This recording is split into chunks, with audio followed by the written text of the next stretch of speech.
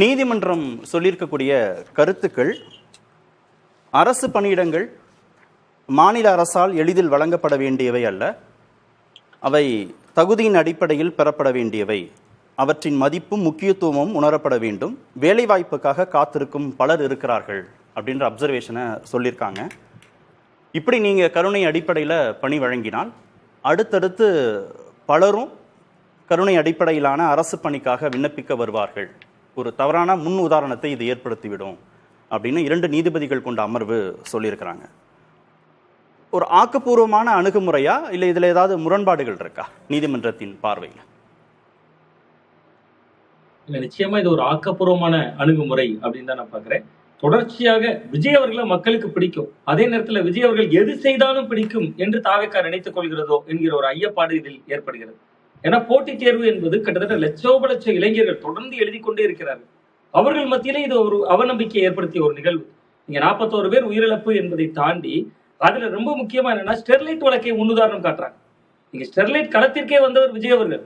நீங்க ஸ்னோலின் அப்படிங்கக்கூடிய ஒரு இளம் பெண்ணினுடைய வீட்டிற்கே சென்றவர். அப்ப அந்த வழக்கையும் இதையும் இன்றைக்கு வாத பிரதிவாதங்கள்ல ஒப்பிடுறது எவ்வளவு அபத்தமானது. அப்ப கிட்டத்தட்ட தங்களுடைய அரசியல் என்கிற ஒரு சுயலாபத்திற்காக நீங்க ஸ்டெர்லைட் போராளிகளே இது கொச்சைப்படுத்துகிற ஒரு விவகாரமாக மாற்றி இருக்கிறாரு. நீங்க ஸ்டெர்லைட்ல தொடர்ந்து போராடினாங்க அந்த மக்கள், அந்த ஊர்கள்ல கிராமங்கள்ல போராடுறாங்க, சுற்றுவட்டாரத்துல போராடுறாங்க, தங்களுடைய உரிமைகளுக்காக ஆட்சியர் அலுவலகம் நோக்கி போறப்ப கிட்டத்தட்ட அவர்கள் 13 பேர் துள்ள துடிக்க துப்பாக்கி கொண்டு இரையாகிறாங்க. அந்த சம்பவத்தையும் இதையும் மேற்கோள் காட்டுவது என்பது முதல்ல அரசினுடைய ஒரு தவறான அணுகுமுறை. வாத பிரதிவாதங்கள் அது காட்டப்பட்டிருக்கு, 4 வழக்கில் காட்டியிருக்காங்க. அதுல ஒன்று ஸ்டெர்லைட் துப்பாக்கி சூடு சம்பவம். இதே ஸ்னோலின் அவர்களுடைய இல்லத்திற்கே விஜய் அவர்கள் வருகை தந்திருக்கிறார். அந்த ஒரு +2 மட்டுமே முடித்துவிட்டு சட்டக்கல்லூரி கனவோடு இருந்த மாணவி வாயில் குண்டுபட்டு உயிரிழந்து போனார். அந்த விவகாரத்தையும் கரூரிலே தன்னை பார்க்க வந்த கூட்டம், கருத்தியலாலோ கொள்கை அடிப்படையிலோ அது ஏதோ ஒன்றாக இருந்துட்டு போட்டோம், அவரை பார்க்க வந்த ஒரு பெருங்கூட்டம், அது தொடர்பான வழக்கு சிபிஐ நிலுவையில் இருக்கு. இந்த சூழல்ல அவர்களுக்கான அரசு பணி கொடுப்பது என்பது முதலில் அபத்தமானது. அதுவே கிட்டத்தட்ட ஒரு அத்துமீறல், அரசால் தனக்கு இருக்கக்கூடிய அதிகாரத்தை பயன்படுத்தி செய்யக்கூடிய ஒரு அதிகார துஷ்பிரயோகம். அதை நீதிமன்றம் கண்டித்திருப்பது என்பது உள்ளபடி இது கண்டனம் தான். நீதிமன்றம் குட்டு தான் வைத்திருக்கிறது. இன்றைக்கு தாவேக்கா அரசுக்கு அவர்கள் பலமான ஒரு குட்டு வைத்திருக்கிறாரு. நீங்க கிட்டத்தட்ட நீங்க உங்கள் விருப்பத்திற்கு அரசு பணிகளை கொடுக்க முடியாது, அதற்கென்று ஒரு நடைமுறை இருக்கு. இதனால் வரை கடந்த காலங்களில் கருணை அடிப்படையில் ஏற்கனவே வேலை கேட்டு விண்ணப்பித்தவர்கள் டஜன் கணக்கில் காத்திருக்காங்க. ஒவ்வொரு மாவட்டத்திலும் எப்ப பணியாணி தருவாங்க, எப்ப நம்மை அழைப்பாங்க என்பதை தெரியாத சூழல் இருக்காங்க. இந்த சூழல்ல இந்த 41 பேருக்கு ஒரு அரசு பணி அந்த குடும்பத்தினருக்கு என்பது ஒரு 31 பேருக்கு அரசு பணி என்பது இளநிலை உதவியாளர் பணி, டிஎன்பிசி குரூப் 4 தேர்வு பட்டியலில் வரக்கூடியது.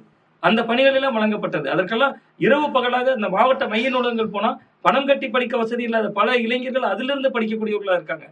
அரசு கிட்டத்தட்ட தொடர்ந்து அவர்களுக்கெல்லாம் பயிற்சிகள் கொடுத்து கொண்டிருக்கிறது. அப்ப அவர்கள் மீதான ஒரு நம்பிக்கை அது சிதைத்து இருக்கிற சூழல்ல நீதிமன்றத்தினுடைய இந்த தீர்ப்பு உள்ளபடியே ஒரு வரவேற்க வேண்டிய ஒரு அம்சம் தான். இதுல அரசியலோ இல்ல கிட்டத்தட்ட அவர்களுக்கான ஒரு அனுசரணையோ எதுவுமே இல்லாமல் இது ஒரு தெளிவான ஒரு விஷயத்தை நீதிமன்றம் வழிகாட்டி இருக்கு அப்படின்னா.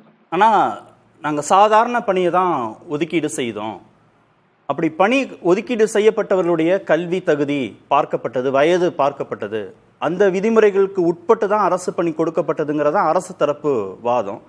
இதை கணக்கில் எடுத்துக்கணுமா? சாதாரண பணி, அவங்களுடைய வயது, அவங்களுடைய கல்வி தகுதி அப்படிங்கிறதையும் கணக்கில் எடுத்திருந்திருக்கணுமா நீதிமன்றம்? இல்ல சார், நிச்சயமா கிடையாது. வயது கல்வி தகுதி இரண்டும் இருப்பவர்களுக்கு வேலை கொடுக்கணும்னா தமிழ்நாட்டில் 10 லட்சம் பேருக்கு கொடுக்கணும். நீங்க வயது கல்வி தகுதி என்பதை தாண்டி ஒரு தேர்வு முறைன்னு ஒண்ணு இருக்குல்ல, அந்த தேர்வில் தகுதி பெறுவது அதுதான மையம். நீங்க ஒரு வயதும் கல்வி தகுதியும் எத்தனை பேர் வெளியே வர்றாங்க, ஒவ்வொரு ஆண்டும் படித்து முடித்து வெளியில் வருபவர்கள் எத்தனை பேர் வர்றாங்க. அப்ப அதற்காக ஒரு கருவிதான் தேர்வு முறை என்கக்கூடிய ஒரு அளவுகோல். அந்த அளவுகோல் இங்க இல்ல. இன்னொன்று, கருணை அடிப்படையில் பணி வழங்குதல் அப்படிங்கிறது இந்த வகை மேலே எப்படி வரும்? முதல்ல நீங்க ஒரு அரசியல் கட்சியினுடைய கூட்டத்திற்கு செல்லக்கூடியவர்கள், அவர்கள் உள்ளபடியே ஒரு 41 பேருடைய குடும்பத்திற்கான ஆழ்ந்த அனுதாபங்கள், இரங்கல்கள், அதுல எந்த மாற்று கருத்தும் இல்லை. அது கிட்டத்தட்ட அதுல ஒரு வழக்கில என்ன நடந்திருந்தாலும் அது குற்றவாளிகள் கண்டுபிடிக்கப்படணும், தண்டனைகள் அதுக்கு தீர்வாக அமையும். பட் இந்த இடத்துல இது அதிகார துஷ்பிரயோகம் தானே, 100% அதிகார துஷ்பிரயோகம் தானே. நீங்க ஒரு அரசு பணியை இந்த வகையிலான பணிகள் தான் கொடுக்கப்பட்டது என்று அவர்கள் சொல்வதற்கு கீழே தான் இளநிலை உதவியாளர், இரவு காவலர், இந்த பணிகளே கிடைக்காம எத்தனை ஆயிரம் இளைஞர்கள் இருக்காங்க இன்னுமே. அவர்களுக்கு வயதையும் கல்வி தகுதியும் மட்டுமே பார்ப்பதாக இருந்தால், நம்ம ஒருவேளை தாவேக்காவனுடைய வாதத்துக்கே வந்துகிட்டா, தஞ்சாவூர்ல ஒரு வண்டிக்கு பின்னாடி சென்ற இளைஞர்கள் 2 உயிரிழந்தாங்க. கிட்டத்தட்ட இதற்கு முன்பே முதல் விக்கிரவாண்டி மாநில மாநாட்டிலேயே 6 பேர் உயிரிழந்தாங்க. அப்ப கரூர் சம்பவத்துல தாவேக்காவுக்கு சில அரசியல் கணக்குகள் இருக்கிறது. நீங்க அதனாலதான் அவர்கள் நினைவு சின்னம்ங்கிறார். அங்க போய்விட்டு விஜய் அவர்கள் பேசுகிற பொழுது கரூர்ல நாங்க நினைவு சின்னம் எழுப்புவோம். நீங்க இது ஒரு துயர சம்பவம். இந்த சம்பவத்தை நினைவூட்டுகிற பொழுது அந்த குடும்பம் எவ்வளவு வேதனையில இருக்கோ, எவ்வளவு வழிகள்ல இருக்கோ, அங்க நினைவு சின்னம் எழுப்புறதன் மூலமா அது ஒரு நாளைக்கு ஒரு நினைவேந்தல் கூட்டம் நடக்கக்கூடிய இடமா மாறும். நாளைக்கு அது எந்த அளவுக்கு அந்த பகுதி சார்ந்த பிரச்சனைகளுக்கு வழிவகுக்க ஒருவேளை ஏற்படலாம், அரசியல் ரீதியான பிரச்சனைகள்ல. அப்ப அது அவர்களுக்கு அரசியல் லாபம் தருகிறது. அரசியல் லாபத்தினுடைய நீட்சி தான் இந்த அரசு பணி. அந்த அரசு பணியை தான் இன்னைக்கு நீதிமன்றம் கண்டித்திருக்கிறது. அரசு பணி என்பது கிட்டத்தட்ட இப்படியான விஷயங்களுக்கு வழங்கப்படுவதல்ல. நான் இந்த தென் மாவட்டத்தை சேர்ந்தவங்கனால ஒரே ஒரு வருத்தம், இன்னைக்கு அந்த நீதிமன்றத்துல வந்து உங்க ஸ்டெர்லைட் பிரச்சனையை சுட்டிக்காட்டி இருப்பது அது வீரியமிக்க போராட்டம். அதை அந்த அரசு தரப்பு சொல்லுகிற பொழுது ஸ்டெர்லைட் போராட்டத்தை ரொம்ப எளிதா கடந்து போறாங்க. காப்பர் உனக்கு கேன்சர் எனக்கான் வீரியமாக போராட்டம் நடந்த மண் அது. அப்ப அப்படிப்பட்ட போராட்டத்தை மேற்கோள் காட்டுவது, அது போன்ற விஷயங்களை இன்னைக்கு நீதிமன்றத்தில் சுட்டிக்காட்டி இருக்கிறது உள்ளபடியே ஒரு கவலையும் அதிர்ச்சியும் தரக்கூடியது. நீங்க ஒரு நீதிமன்றம் கூட்டு வைத்திருக்கிறது, அடுத்து மேல்முறையீடு போலாமா? அப்ப இப்பொழுது கூட அவர் தேர்தலுக்கு முன்பு சொன்னார், விஜய் அவர்கள் ஒரு விஷயம் சொன்னார், மற்றவங்களுக்கு வேண்டுமானால் எலெக்ஷன், எங்களுக்கு இது எமோஷனல். இப்பொழுது கூட ஒரு எமோஷனல் கனெக்ட் இருக்கணும் அப்படிங்கறத மையப்படுத்தி தான் களமாடுறாங்களே ஒழிய அதை தாண்டிய ஒரு களமாடல் இல்லை அப்படின்னு தான் தோணுது. ஓகே.